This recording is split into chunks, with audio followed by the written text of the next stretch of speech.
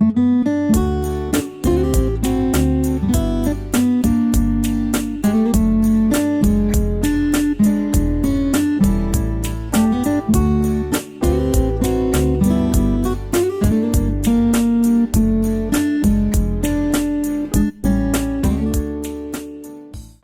함께 나눌 말씀의 제목이요, 적을 형제로 부르다입니다. 여러분, 적을 형제로 부를 수 있습니까? 힘들어요. 생각해 보세요. 그래서 어느 학자가 그러잖아요. 세상에서 가장 어려운 일이 적을 형제로 부르는 것이다 라고 얘기했습니다. 여러분을 힘들게 하는 적이 있어요. 그 사람을 형제라고 부를 수 있어요? 못해요. 여러분, 지나가다가 잊고 있었는데 지나가다가 멀리서 그 사람을 봤어요. 얼굴이 굳어질 수밖에 없는 게 우리의 삶입니다. 그만큼 불가능한 자리가 바로 이 자리예요. 그런데 오늘 본문에 보니까 하나님은 이 불가능한 자리에서 일하고 계셔요. 원수를 형제로 부르게 하신 것을 보게 됩니다. 여러분, 성경에 보면 이런 경우가 종종 있어요. 우리가 그 예를 들 수 있습니다. 야곱이 형 에서를 피해서 갔잖아요. 그 다시 돌아올 때 이 야곱을 죽이려 했던 에서가 눈물로 야곱을 맞이하는 장면을 우리가 성경에서 보게 됩니다. 그뿐만 아니에요. 자신을 배신했던 베드로를 주님은 다시 내 양을 먹이라 하면서 세워주신 모습도 있어요. 심지어 십자가 위에서 아버지여 저들을 사하여 주시옵소서라고 자신을 죽이는 원수들을 형제로 품으신 모습을 우리는 성경에서 보게 됩니다. 그런데 정작 우리는 어때요? 힘들다는 얘기입니다. 남아공의 넬슨 만델라, 여러분 잘 아실 겁니다.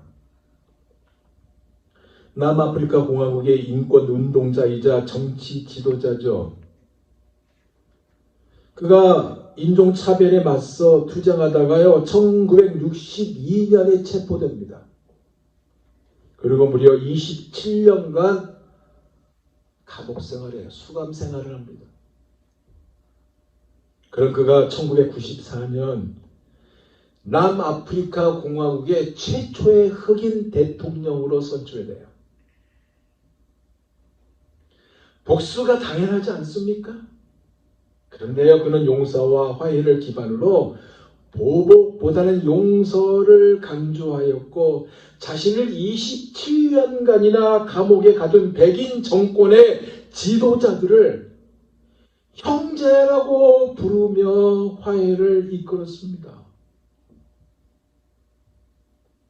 현실은 힘든 일이지만 그렇게 하였어요.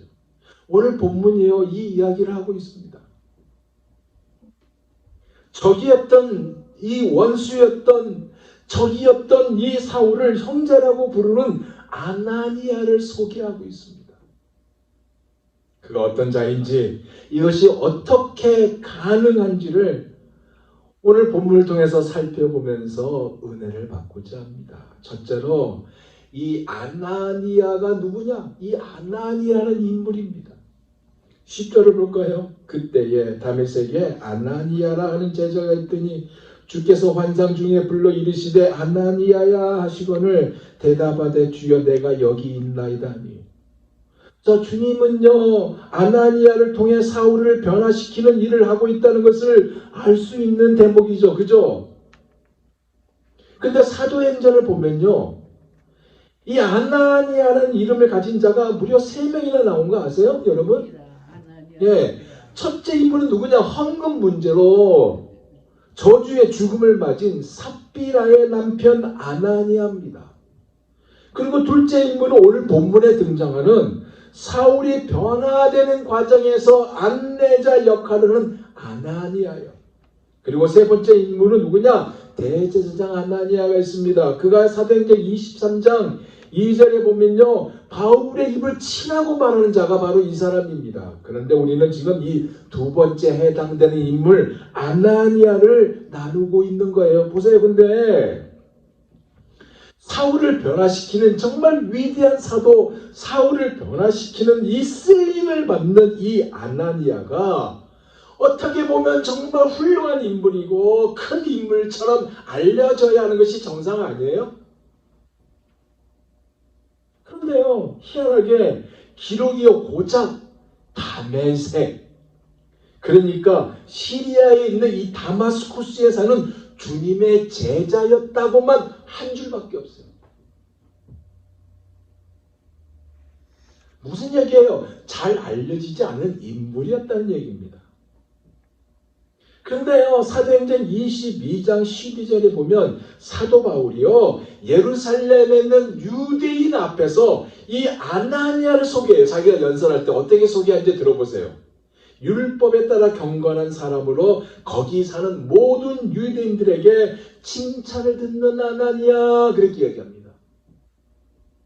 무슨 얘기냐? 교회 내 안에서만 인정받은 아나니아가 아니라 예수님을 믿지 않는 유대인들에게까지 칭찬을 들었던 아나니아. 쉽게 말하면 율법을 따라 사는 경건한 예수 믿는 크리스찬이었다. 누가? 아나니아가. 그 얘기입니다. 근데 두 번째는 주님의 환상 중에요, 나타나셨는데도 불구하고 전혀 놀라지 않는 모습을 보인 아나니아입니다. 10절을 다시 봅니다. 주께서 환상 중에 불러 이르시되 아나니아 하시거늘 대답하되 주여 내가 여기 있나이다 하니. 주님께서 환상 가운데 나타나셨다는 것은요, 필요와 상황에 맞게 임하셨다는 의미입니다. 여러분, 이거요. 즉 사명을 주시기 위해서 나타나셨다, 그 얘기예요. 그의 이름을 불렀어요. 아나니아야 불렀는데 그가 어떻게 해요? 즉시 주님 여기 있습니다 라고 답을 했습니다. 전혀 놀라지 않는 모습을 보인 거고 마치 일상 가운데 일어난 일처럼 그가 보였어요. 행동을 했어요. 왜냐하면 성경 보세요. 그가 놀랐다, 아니면 무서워했다, 이런 단어가 전혀 없기 때문에 그렇습니다. 그리고 그는 바로 주님 여기 있습니다 라고 답하였기 때문에 또한 그렇습니다.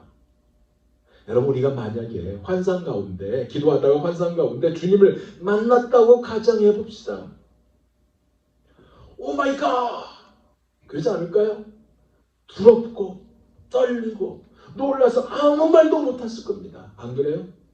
진짜 우리는 아무도 없는 자리에 기도하다가 부스럭 소리가 나면 깜짝 놀라요. 제가요, 밤에 일 마치고 교회 가끔 와서 기도하고 가는데 불 다 끄잖아요. 기도하는데 한참 기도하다가 뭔가 부스럭 소리가 나요. 그럼 나도 모르게 깜짝 놀라요. 아니, 이 자리가 기도하는 자리인데, 예전에 삼각산에 기도하러 갔어요. 친구들과 같이. 낮입니다. 다 모임 가진 다음에 자, 흩어져서 각자 기도해요. 그러면서 흩어져서 기도했어요. 근데 기도하다가 부스럭 소리가 나는 거예요. 눈을 감고 있다가 눈을 팍 떴습니다. 혹시 뱀일까? 이게 정상이라는 얘기예요. 근데 오늘 보세요. 아나니아는요, 주님이 자기 이름을 부르셨을 때 담담하게 대답합니다. 주여 내가 여기 있나이다 하고 답을 해요. 그죠? 그러면 그가 주님께서 이렇게 부르실 때 즉각적인 반응을 보였던 그 이유가 무엇일까요? 그의 삶 전체가요, 이미 하나님과 친밀한 교제 안에 놓여 있었다는 얘기입니다. 그러니까 평소에 경건한 삶이 있었다는 거예요. 사울이 아나니아에 대해서 말을 했잖아요. 다메섹 교회 안에 경건한 제자로 알려진 사람이었다라고 말을 했잖아요. 이것은 여러분 단순히 내가 예수 믿는 사람 그 의미가 아닙니다. 그걸 뛰어넘어요. 늘 기도와 말씀 안에 거하였던 사람이었다, 그 얘기입니다. 그래서 하나님의 음성에 낯설지 않았습니다. 하나님의 임재를 일상으로 늘 경험한 자였습니다. 그래서 환상도요, 그에게 충격적인 이례적인 사건이 아니라 늘 이어져 있던 하나님과의 교제에 있습니다. 지난주에 우리가 음식을 두 종류로 했어요. 그죠? 네. 우리 사모님이 친교한다는 것을 내가 깜빡 잊었습니다. 나는 넷째 주로 생각하고 다섯째 주로 생각하고 사모님은 넷째 주라는 것을 서로 커뮤니케이션이 안 된 거예요. 근데 하나님께 주님께서 사모님에게 전화해라는 텔레파시를 줬대요. 네, 전화라. 몇 번 했는데 사모님이 무시했어요. 그거를. 박 목사가 알아서 하겠지라는 그 믿고 무시했던 겁니다. 요와 똑같은 거예요. 늘 주님과 교제하며 살기 때문에 그 음성을 듣는 거예요. 텔레파시를 느끼는 거예요. 그런데 여기 있나이다라고 했잖아요. 이 의미가 뭔지 아세요? 주님, 제가 준비되어 있어요. 그 얘기입니다. 주님, 제가 준비되었으니까 주님 뜻대로 사용해 주세요. 이 얘기예요. 버티죠. 순간의 용기가 아니라 평소 하나님과 동행하는 삶이 쌓여있는 응답입니다. 사랑하는 여러분, 우리 모두가요, 이 자리에 머물기를 예수 그리스도 이름으로 축원드립니다. 늘 주님과 동행하는 사랑하는 여러분들이 되시길 원합니다. 세 번째로, 이 이름이 없는 제자에게 큰 일을 맡기시는 하나님입니다. 주님이에요. 11절을 볼까요? 주께서 이르시되 일어나 집가라 하는 거리로 가서 유다의 집에서 다섯 사람 사울이라 하는 사람을 찾으라. 그가 기도하는 중이니라 그랬어요. 여러분, 그는 사도도 아니고 유명한 지도자도 아니었어요. 누가? 아나니아가. 그죠? 근데 주님은 큰 일, 즉 사울의 회심이라는 거대한 역사를 가능케 한 이 사명을 그에게 맡깁니다. 집가라는 거리에 가서 유다의 집에 있는 다섯 사람 사울을 찾으라. 집가 뭐예요? 스트릿이에요. 그대로 뻗었다는 얘기입니다. 똑바로 뻗은 길이에요. 지금도 있거든요. 그 길이. 시리아의 다마스쿠스에 가면 명물의 길입니다. 이것이 얼마 정도냐면 똑바로 된 길이 1마일까지 돼 있어요. 여기에 유다라는 사람 집에 사울이 있다고 알려주는 거예요.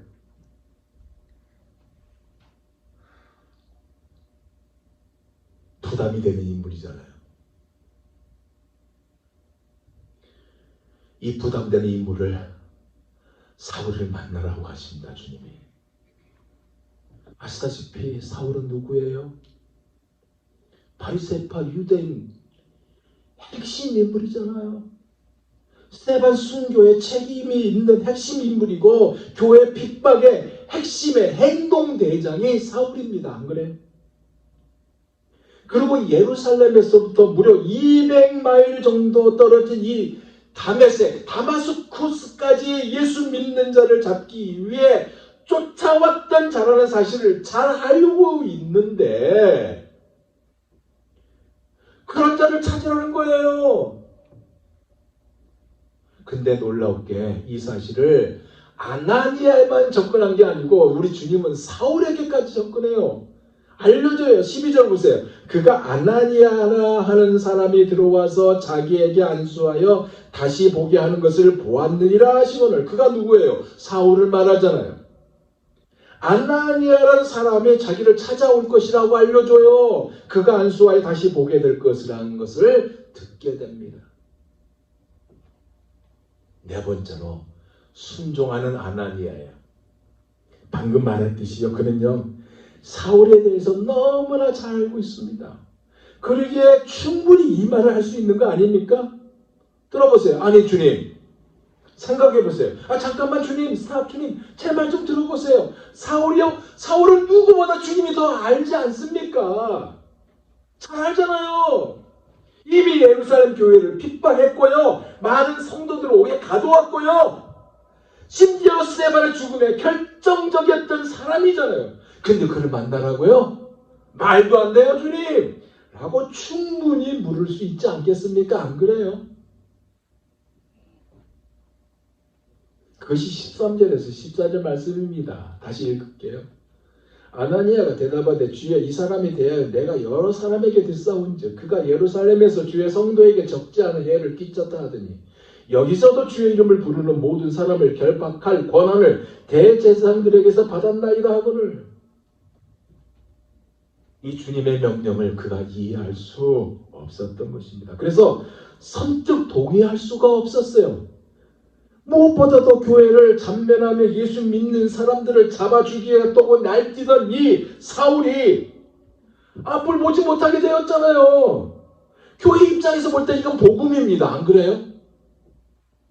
하나님의 역사하신 거라고 생각할 수 있고 원수의 눈을 멀게 하셔서 더 이상 우리를 핍박하지 못하도록 막아주셨다고 생각할 수 있는 겁니다. 그렇잖아요. 근데 놀랍게도 주님은요, 그 원수에게 가서 눈을 뜨게 하라고 하십니다. 절대로 가까이 가서는 안 되는 사람이고 그의 눈에 띄면 안 되는 사람에게 가라고 하시는 이것을 이해할 수 없었지만, 그리고 설명도 하지 않았어요. 주님은 설명도 자세히 하지 않고 이 말씀을 하시잖아요. 15절에서 16절입니다. 들어보세요. 그는 내 이름을 이방인과 임금들과 이스라엘 자손들 앞에 전하기 위하여 택한 내 그릇이라. 그가 내 이름을 위하여 얼마나 고난을 받아야 할 것을 내가 그에게 보이리라 하시니. 그러니까 이방인들에게, 세상 왕들에게, 유대인들에게도 복음을 전하게 하실 것이라는 이야기 말씀을 하고 있죠. 그죠? 세상 모든 사람을 위한 주님의 증인이 되게 하실 것이라는 말씀을 하고 있습니다. 이 말씀에 그가 순종합니다. 그리고 거듭나고 회복된 사울에 대해서 17절이 보여주고 있습니다. 아나니아가 떠나 즉시죠, 그 집에 들어가서 그에게 안수하 이르되 형제 사울아, 주 곧 내가 오는 길에서 나타나셨던 예수께서 나를 보내어 너로 다시 보게 하시고 성령으로 충만하게 하신다. 성령으로 충만하게 되기를 원하신다는 것을 알았던 아나니아가 그래야 주님의 복음 사역을 감당할 수 있기 때문에 이 일에 순종합니다. 그렇기 때문에 사랑하는 여러분, 주님이요, 여러분을, 우리를 회복시켜 주신 목적도요, 성령 충만이고요, 주님의 사명을 감당하게 하시는 이것입니다. 이 사실을 믿으시기 바랍니다. 사울의 눈이 회복됩니다. 불과 얼마 전까지 해도 교회의 원수였던 이 사울을 아나니아가 형제라고 받아들여요. 무엇을 말하는지 아세요? 이 의미가 굉장히 커요. 공동체의 문을 열어주는 상징적인 행위를 하고 있어요. 사울의 개인적 회심이 공동체적 수용으로 이어지도록 하는 이 다리 역할을 아나니아가 하고 있다 이 얘기입니다. 그리고 18절에서 19절, 즉시 사울의 눈에서 비늘 같은 것이 벗어져 다시 보게 된지라 일어나 세례를 받고 음식을 먹음에 강건하여집니다. 아시다시피 그는요, 시력을 잃었어요. 그죠? 사흘 동안 먹지도 마시지도 않으며 식음 전폐, 금식 기도를 하고 있었습니다. 이 사실을 주님이 아시고 계셨잖아요. 그래서 아나니아에게 기도하고 있는 그를 찾으라 라고 말씀하셨잖아요. 그죠? 그의 기도가 언제까지 계속한지 아세요? 아나니아를 부르실 때까지 계속했습니다. 무슨 얘기예요? 애초부터 작정한 금식 기도가 아니었다는 얘기예요. 왜 그럴까요? 도저히 먹고 마실 수가 없었거든요. 왜? 지금까지 자기가 쌓았던 자신의 모든 신앙 체계가 우르르 무너졌기 때문에 그렇습니다. 그리고 주님께 온전히 자신을 맡기는 기도를 드렸어요. 이제 오늘 우리가 읽은 본문의 내용이에요. 이제 말씀을 마무리할게요. 사울은요, 이렇게 주님께서 특별한 목적을 위해 사용하시는 그릇으로 부름을 받았습니다. 그는요, 교회가 시작된 때부터 4년이 지난 후, 그러니까 주 32년경 회심했습니다. 그죠? 교회의 박해자였으며 죄인 중에 괴수이던 그가 사도행전의 주역으로 나오는 이 일에 아나니아가 중요한 역할을 하였습니다. 그러면 결론으로 이 질문을 던져볼 수 있어요. 과연 우리도 형제여라고 할 수 있는 이 아나니아처럼 할 수 있을까요? 아니, 우리도 적을 형제라고 부를 수 있을까요? 사실 아나니아 입장에서는 쉽지 않은 고백입니다. 안 그러겠어요? 왜냐하면 사울이 예수 믿는 사람들을 결박하고 죽이려 했던 박해자였던 것을 알고 있잖아요. 다메섹에 온 것도 이 목적이었다는 것도 알고 있잖아요. 그런데 그는 사울에게 형제여라고 부르습니다. 그 이유가 무엇일까요? 첫째로 그의 성격입니다. 주님은 그의 성격을 사용하셨어요. 그가 누구였다고요? 경건했다고 했습니다. 경건의 사람입니다. 그리고 순종하는 성품을 그가 가졌습니다. 처음에는 두려워했겠죠. 그러나 주님의 음성에 순종했습니다. 무슨 얘기냐?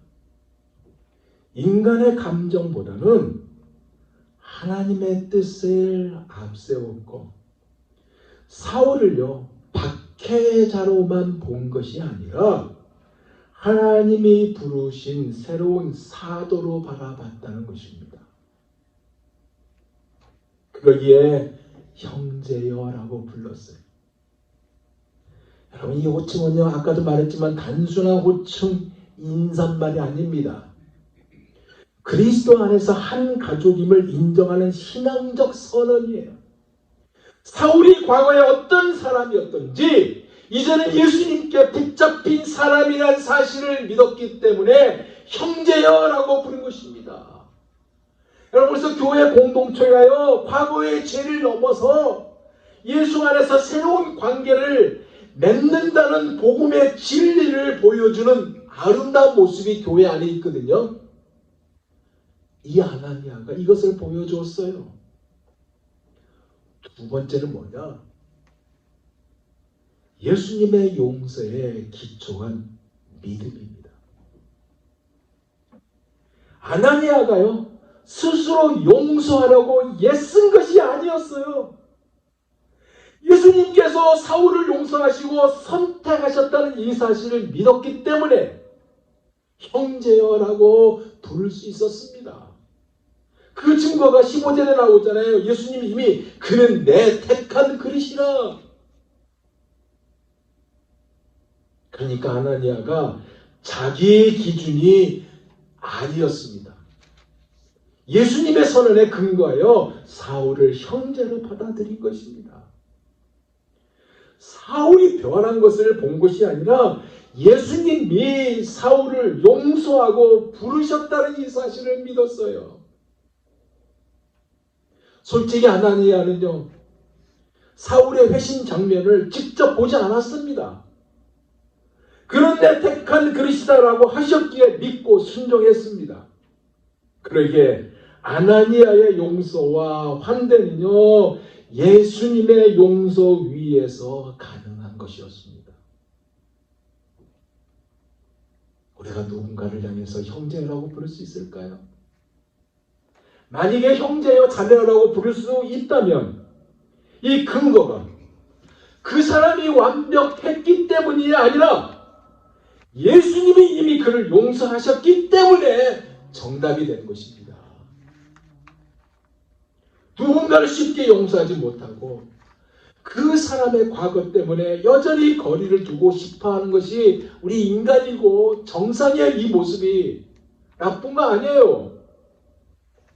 특히 나이를 먹어가면 넘어가면서 상처를 준 사람, 배신한 사람, 용서하지 않을 사람들이 얼마나 많이 생겨요. 우리 지나가다가 운전하면 저 사람 드라이브 라이선스 뺏고 싶다. 그런 사람도 만나잖아요. 그런데 우리의 시각이 아니라 주님의 시각으로 사람을 보는 것입니다. 왜냐하면 예수님이 먼저 용서하셨기 때문에 그렇습니다. 아나니아가 부른 형제여라는 이 말로 인해서 사도 바울은 사울은 교회 공동체 안으로 들어오게 됩니다. 이것을 볼 때 교회는요, 새로운 관계를 세우는 곳이고, 교회는 과거를 묻는 것이 아니라 예수 안에서 새로운 출발이 선언이 되는 곳입니다. 교회 안에서도 원수도 형제가 되고 미움도 사랑으로 바뀐다 얘기예요. 왜냐하면 예수님의 십자가가 하나님께서 용서하셨기 때문에 그렇습니다. 이 은혜의 삶을 살아가는 저와 여러분이 이 은혜에 감사하며 이번 한 주간도